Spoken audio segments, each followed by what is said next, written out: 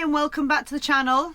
We're here on another collaboration video. So we're collaborating with other YouTubers, aren't we? Yeah, other YouTubers. You'll see their channel going across the back of our head at the moment. Please do go and check out their channel as well, and we're going to try and give you some tips on how you can save money whilst motorhome, and I'm sure that we can all do with us at the moment. We do have two special people coming on with their tips as well. They're full-time van lifers, and they're going to give their money saving tips as well. Number one, my tip would be, where you can with your vehicle, do your own maintenance. Now when I say do your own maintenance, I don't mean start changing clutches and brake pads and brake discs and everything else like that. Just when I say your maintenance, keep your eye on your oil level. Everyone can check your oil level. It's not strenuous. Check your antifreeze level, your screen wash, you can top that up if you need to. What about the air in your tyres? Yeah, check your air pressure in your tyres and make sure that they're optimum pressure for your particular vehicle, and don't ask us on this video what your pressure should be, because it just depends on so many factors. So what your vehicle is. Yeah, look in the vehicle handbook, and if not, contact the manufacturer. And if it's a self-built, then it's just a panel van usually, so for your tyre pressures. But yeah, that's what my top tip is, and things like your bulbs and things like that, because you know nowadays if you go and get a bulb replaced, a side light bulb, the actual bulb might be $1.99 to buy, and you might pay a quarter an hour labour at a garage at £60–70 an hour. So yeah, so I'm quite lucky because Mark does a lot of maintenance on our van, so we save a lot of money that way. Yeah, so that's my top tip. Where you can, do your own thing, learn things, have a look in on YouTube and everything else. Yeah. Tip 2 is going to come from our friend Darren, aka Urban Motorhome, and here's what he's got for you. What's up, guys? Right, so I've been asked for my top tip for cheaper touring. Now there's three main costs of touring. It's diesel, food and campsites. So I can't really change the price of diesel, which I wish I could. I'm not going to change how much I spend on food because, well, I love my food, you know that. So the only thing I can really change is the price of campsites. And the way I change that is by putting in a wild camp and going to fewer campsites. I know that's bad because I like to help local, I like to help businesses. But if you're going for 4 or 5 days and you put two wild camps in the middle of that, you're going to save a lot of money, which you can then spend on food or attractions or something elsewhere. So that would be my best money saving tip, would be to start wild camping more, and yeah, parking in urban places or beauty spots, wherever you can. Do it respectfully, legally and politely. Leave no trace.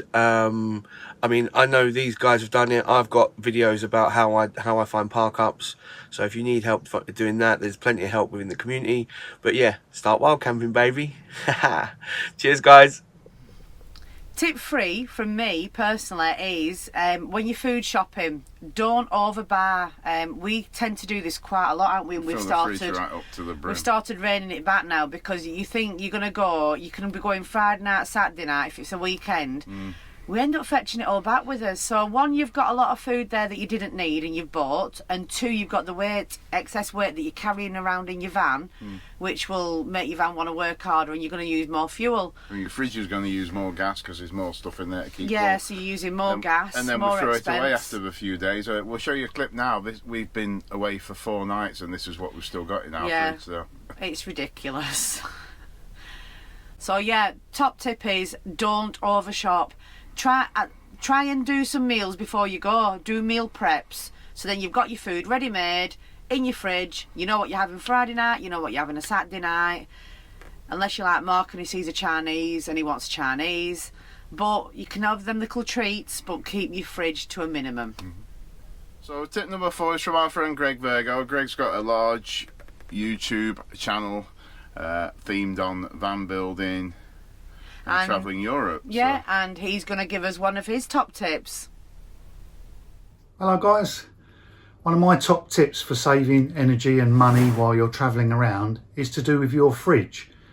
Your fridge in your motorhome or your campervan is by far the biggest consumer of energy. It might be 12 volt or it might be gas or mains. and there's a few things that you can do to make it work more efficiently for you. One of the main things is to provide some proper ventilation for it. The heat is taken out of your fridge, and there's a little radiator on the back called the condenser, is where all that heat is rejected. So you need to provide proper ventilation for that. With motorhomes, usually you've got grills on the outside of your motorhome. Make sure those grills are not obstructed and there's good adequate airflow to get rid of that heat that's rejected at the back of the fridge.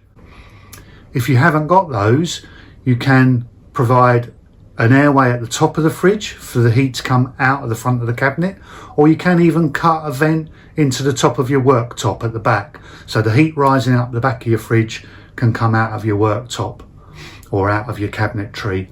So make sure that you've got proper air circulation around the back of your fridge, and that'll allow that heat to escape. If it gets warm in there and the condenser can't get rid of its heat, then the fridge will work a lot harder and the compressor will come on a lot more. So the more you can keep that cool, the less it will work, the less energy that it will use.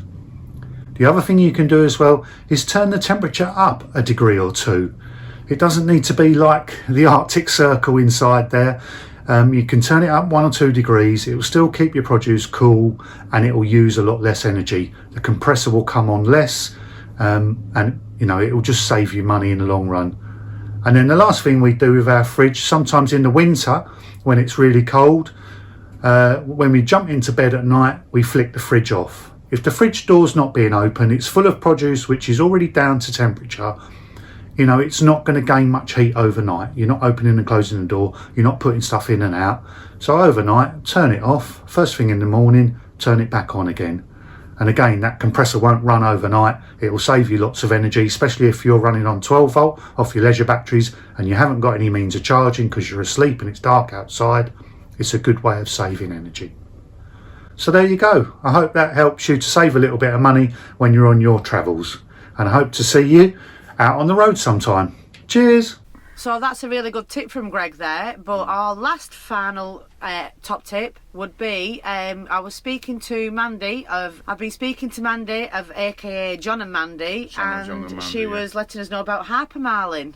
Now what's hypermiling? She saves herself. She was saying she saves herself or increases her MPG by did she say 6 or 7 miles per gallon, something like that, by doing a thing called hypermiling, where you're keeping in a higher gear than you'd normally do, and sort of, I think part of it is sort of freewheeling as well, where you can, you know, with the clutch down and everything. You obviously use your engine to brake if you need to brake, and that's what she does, isn't it? We'd probably follow suit with that, and just be careful. Don't be, you know, you're not driving a racing car. You know, your van, it's well, our van's 3.5 tons, so it's yeah. If we put our foot down, we use loads of fuel, don't we? So. We have seen a lot of slower traffic on the road of late, haven't we? A lot of people driving a lot slower, and that's just trying to conserve fuel. It's fuel, isn't it? I suppose. Just trying to be a little bit more lean on the fuel usage. I think the biggest thing is fuel at the moment, isn't it? It's everyone's feeling it. So keep your distances down. Don't go too far unnecessarily travelling. Don't overbuy your shopping. Keep your weight down in your vans, guys, if you can possibly. Start decluttering, only take what you need that weekend. Obviously, if you're living full time, it's going to be hard to do that. I'm talking more on your weekend breaks away. Full timers are a different thing altogether, aren't they? But the two tips we've had there, both Darren and Greg live full time in their vans, so they're great tips, them, aren't they? And another top, well, yeah, more than 5 solar. Actually, is solar, yeah. If you can afford it. I know it's an expense up front. It's not a money saving tip, but over time it is, isn't it? Yeah, it frees you up because you don't automatically straight away. You don't need to go to a campsite and start paying for electricity. And yeah, you might be saving yourself £5 a night or whatever, but you can also then go and park on the CL site, wild camp, whatever else. Like Darren said, what Darren said, and you get your solar, and then obviously you don't need to use your gas, because if you've got enough power coming in, you can use your hot plate, your induction. Yeah, everyone's using the portable induction plates at the moment, which are a really good idea. That seems to be the fashion to do away with, because the LPG's gone up, so everybody is either using refillable or buying the bottles. It keeps going up as well. So. Yeah, so I hope these tips have helped you. We're obviously trying to save money as well and keep costs low, so If anyone knows of any other super tips you can give us, please put them in the comments below. We're always open to options. So just above us you'll see a list of everyone else who's in the collaboration, and there'll be a playlist at the end. Please click on, because there'll be some of my other fantastic tips there for you. I'm sure I'll definitely be watching because I need some more ideas. So yeah, and until next time, if you've liked this video, please like, comment and subscribe, and we will see you on the next one.